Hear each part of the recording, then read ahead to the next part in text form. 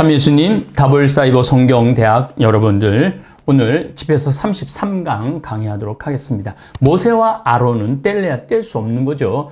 모세는 지도자의 역할을 했고, 아론은 어떻게 보면 조언자 내지는 사제직 분을 수행한 분입니다. 출애굽기를 공부하면서 아론의 역할이 그렇게 크게 나오지는 않았지만은 실질적으로는 교회 안에서는 아론은 굉장히 중요한 존재로 생각을 합니다. 하느님의 말씀을 대변해주고 대신, 모세 대신 이야기를 해준 사람이기 때문에 그렇죠. 저는 그런 생각을 많이 합니다. 각자의 역할이 다른 것 같아요.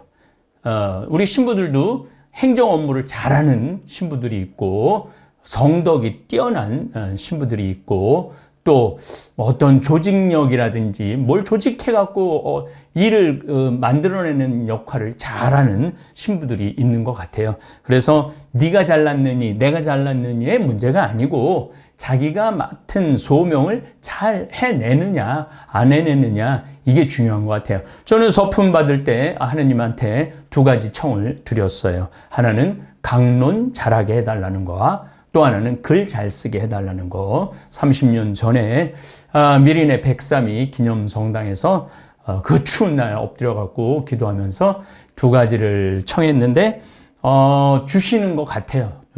강론 잘하고 글 잘 쓰는 부분에 있어서. 물론 뭐 그냥 저절로 주어진 건 아니죠.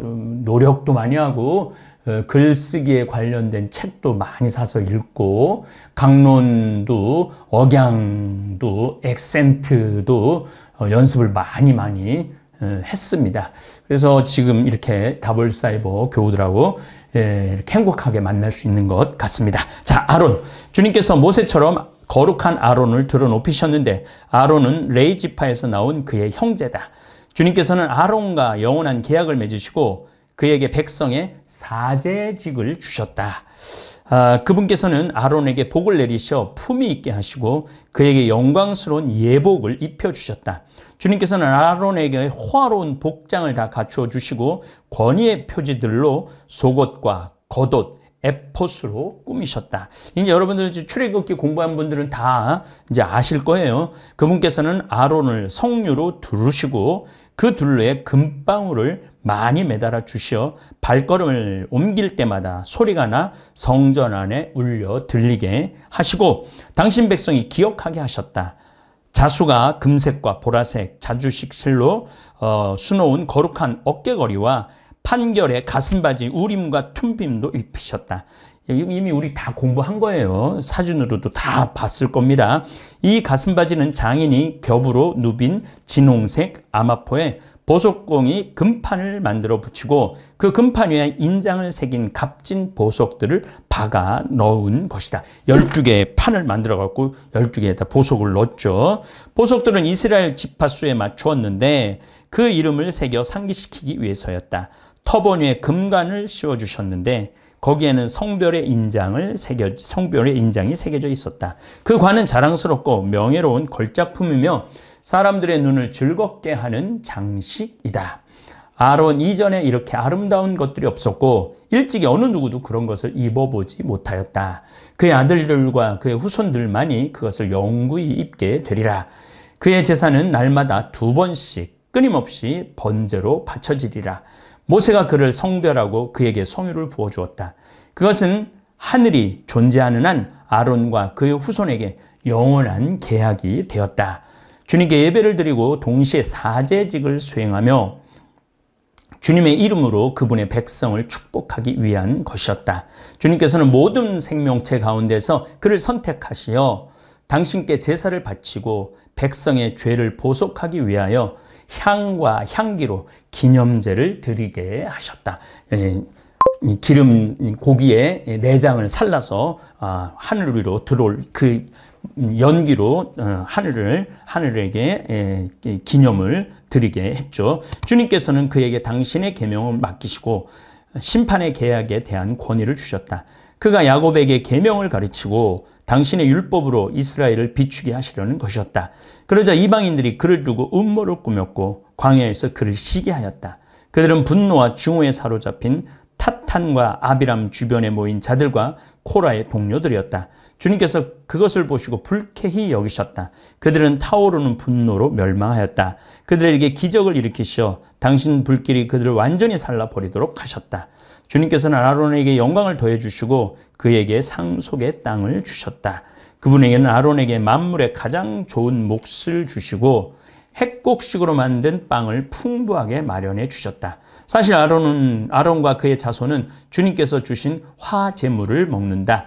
태워서 구워서 고기를 구워서 먹는다 이거죠. 그러나 백성이 사는 땅에서 그가 차지할 상속 재산은 없고 백성 가운데서 그가 차지할 몫도 없다. 그분만이 그의 몫이요 상속 재산이다. 그래서 12지파한테 이제 가나안 땅에 들어가고 다 땅을 나눠주는데 레위 지파에게만은 땅을 안 나눠줘요. 하느님이 상속 재산이라고. 피느하스, 이 피느하스는 아론의 손자입니다. 주님을 경외하는 일에 열성을 다한 이로써 세 번째 영광을 차지한 위인은 엘라자르의 아들 피느하스이다. 그는 백성이 반역하였을 때 마음으로부터 진정한 용기를 가지고 일어나 이스라엘을 위하여 속죄하였다. 그래서 주님께서 그와 더불어 평화의 계약을 맺으셔 그가 당신의 성소와 백성을 다스리게 하셨고 그와 그의 자손이 사제직의 위엄을 영원히 지니도록 하셨다. 주님께서 유다 지파 이사이의 아들 다윗과 맺으신 계약은 대대로 아들 하나에게만 왕직을 물려주는 것이었으나 아론의 사제직은 그의 온 자손에게 계승된다. 주님께서 너희 마음에 지혜를 내리셔 너희가 그분의 백성을 의롭게 판결하시기를 그리하여 그들의 번영이 사라지지 않고 그들의 영광이 대대로 이어지기를. 이 피느하스가 여기 느닷없이 나온 것은 이사이의 아들 다윗과 연결이 되기 때문에 그래요. 여호수아, 에프라임 지파죠. 이제 이거 우리 아직 공부 안 한 거예요. 이제 다시 레위기로 넘어가고 레위기에서는 이제 글자 하나를 읽는 경우는 그렇게 많지 않고 뚱뚱뚱뚱 뛰어 넘어갈 겁니다. 왜냐하면 굳이 알아야 될 이름이 별로 없어요. 이름이 굉장히 많이 나오기 때문에 굳이 그건 알 필요가 없습니다. 눈의 아들 여호수아는 전쟁에서 용감하였고 예언자로서 모세의 후계자였다. 그는 자기 이름이 뜻하는 대로 그분께서 뽑으신 일 가운데 위대한 구원자가 되어 반역하는 원수들을 웅징하고 이스라엘에게 상속의 땅을 차지하도록 해 주었다. 모세가 이스라엘 광야까지 입구까지 에돔까지 데리고 왔다면 에돔에서부터는 유다 땅에 들어가게 한 거는 여호수아죠. 그래서 여호수아도 굉장히 위대한 인물입니다. 그가 손을 쳐들었을 때 성읍들을 거슬러 칼을 빼들었을 때 얼마나 영광스러웠던가. 여호수아 이전에 누가 그처럼 당당했던가. 참으로 그는 주님의 전쟁을 수행하였던 것이다. 그의 손으로 태양이 멈추어 하루가 이틀이 되지 않았던가. 원수들이 그를 사방에서 에워싸 좁혀올 때 그는 지극히 높으시고 전능하신 분께 호소하였고 위대하신 주님께서는 그의 호소를 들으시어 엄청나게 세찬 우박을 보내셨다.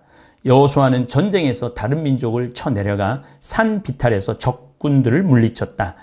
그리하여 이 민족들은 그의 무장을 보면서 자신들이 주님을 거슬러 싸우고 있다는 사실을 깨닫게 되었다. 참으로 그는 전능하신 분을 충실히 따랐던 것이다. 칼렙 유다 지파의 이제 12를 뽑아갖고 이제 가나안 땅으로 사람을 보내요. 돌아왔을 때 10명은 우리는 메뚜기 같고 거긴 거인 같다고 그랬는데 여호수아하고 칼렙만 가서 이길 수 있다 이렇게 얘기했습니다. 그러니까 성소에 칼렙이 등장을 했던 거죠. 모세 시대 여호수아는 충성을 다하였고 그와 여푼네의 아들 칼렙은 회중 앞에서 백성이 범죄하지 못하도록 막았으며 그들의 사악한 불평을 가라앉혔다. 이 둘만이 60만 보병 가운데서 살아남아 백성을 상속의 땅으로 젖과 꿀이 흐르는 땅으로 인도하였다. 유일하게 60만 대군 중에 가나안 땅에 들어간 사람은 모세도 아니고 다른 사람이 아니고 여호수아하고 칼렙만 들어갔다는 거죠. 40년 동안 떠돌아다니기 시작하면서 주님께서는 칼렙에게 힘을 주시어 그 힘이 노년까지 그에게 머무르게 하셨다. 칼렙은 산악지대까지 정복하여 그의 자손이 그 땅을 상속으로 차지하게 하였다. 그리하여 온 이스라엘 백성은 주님을 따라 걷는 일이 얼마나 좋은가를 깨닫게 되었다. 이제 들어가고 난 다음에 12판관의 시대가 나오죠. 판관들도 각각 그 이름에 걸맞게 우상 숭배의 마음을 빼앗기지 않았고 주님에게서 돌아서지도 않았다. 그러니 그들이 축복 속에서 기억되기를, 그들의 뼈가 그들의 무덤에서 다시 일어나고 그들의 이름이 그 후손들 가운데서 영광스럽게 받아들여지기를. 그래서 이제 여기에 유명한 12판관 중에 한 사람이 삼손입니다. 12판관은 한 판관 한 판관에 대해서 우리가 공부할 거예요, 여러분들.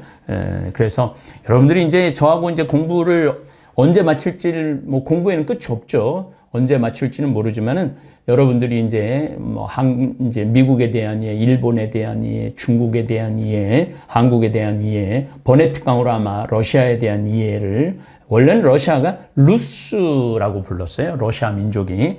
그리고 키예프, 지금 우크라이나의 수도 키예프가 거기 루스 민족의 본거지. 거기서부터 점점 세력을 넓혀 나갔던 거죠. 11세기, 10세기 전까지는 그렇게 화려하게 뛰어나지 않았던 민족이에요. 근데 12세기서부터 러시아가 강력해지기 시작해갖고 15세기에는 유럽 전역 상테페테르부르크라고 성 베드로 그 도시가 이제 막강해지기 시작을 하죠. 러시아에 대한 얘기는 그때 한번 하도록 하겠습니다. 사무엘은 주님께 사랑을 받고 주님의 예언자로서 왕정을 수립하였으며 그분의 백성을 다스릴 통치자들에게 기름을 부어주었죠. 처음에는 사울에게 부어주고 그 다음엔 다윗에게 기름을 부어줬죠. 그는 주님의 법으로 회중에게 판결을 내렸고 주님께서는 야곱을 돌보셨다. 사무엘은 자신의 믿음으로서 참 예언자로 확인을 받았고 자신의 말로서 믿을 만한 환시가로 알려졌다. 원수들이 그를 사방에서 에워싸 좁혀올 때 전능하신 주님께 호사하였고 젖먹이 양을 제물로 바쳤다. 그러자 주님께서는 하늘에서 천둥을 내리시고 큰 소리로 당신의 목소리를 들려주셨다. 이때부터 이제 예언자의 시대입니다. 예언자의 시대. 사무엘은 티로의 군주들과 필리스티아의 통치자들을 모조리 없애버렸다. 사무엘은 영원히 잠들 시간이 다가오자 주님과 그분의 기름 부음 받은 이 앞에서 이렇게 증언하였다. 나는 어느 누구에게도 재물은커녕 신발 한 켤레도 빼앗은 것이 없다. 그래서 어떤 사람도 그를 비난하지 않았다. 사무엘은 잠든 다음에도 예언을 하였는데 임금에게 닥쳐올 죽음을 미리 알려주었고 예언으로 백성의 무도함을 없애려고 땅속에서조차 목소리를 높였다. 그 후 나탄이 나타나 다윗 시대에 예언하였다. 나탄이 아주 중요한 역할을 합니다.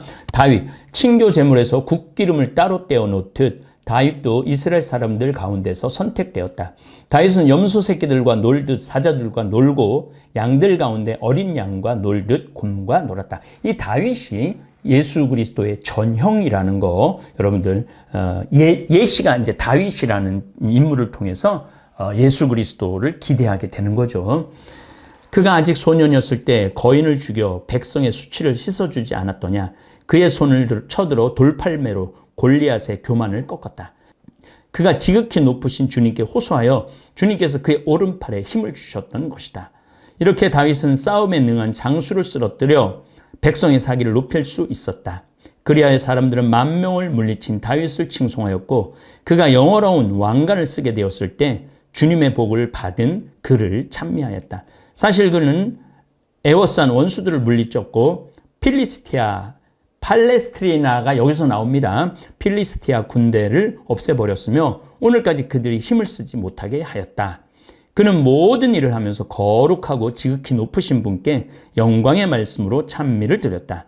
그는 온 마음을 다해 찬미의 노래를 불렀으며 자신을 지으신 분을 사랑하였다. 그는 제단 앞에 성가대를 자리 잡게 하여 그들의 목소리로 아름다운 가락을 노래하게 하였다. 그래서 시편 대부분은 다윗이 지었다고 하는 겁니다. 그리하여 그들은 날마다 자신들의 노래로 찬미하였다. 다윗은 축제를 화려하게 벌였고 그 시기를 완벽하게 정리하였으며 주님의 거룩하신 이름을 찬미하고 그 찬미가 이른 아침부터 성소에 울려 퍼지게 하였다. 그러니까 전례를 어떻게 보면 완성시킨 왕이라고 볼 수도 있죠. 주님께서는 그의 죄악을 용서해 주시고 그의 힘을 대대로 들어높이셨으며 그에게 왕권과 계약과 이스라엘의 영광스러운 왕자를 주셨다. 예, 여기까지 오늘 하도록 하겠습니다. 다음에 이제 솔로몬하고 히즈키야 뭐 대사지 시몬 얼마 안 남아서 한 3시간이면 끝날 수 있을 것 같아요. 3시간 정도 되면 집에서 우리가 끝내고 너무너무 좋은 내용이니까 저처럼 소리 내서 읽어보세요. 소리를 내서 읽어봐야지 느낌이 와요, 여러분들. 그리고 재밌어요. 이렇게 글을 읽는다는 게, 소리 내서 읽는다는 게 참 재밌는 일인 것 같아요. 그것도 성경을 소리 내서 읽는다는 건 더더욱 좋은 일이 아닌가, 그런 생각을 해봅니다. 예, 감사합니다.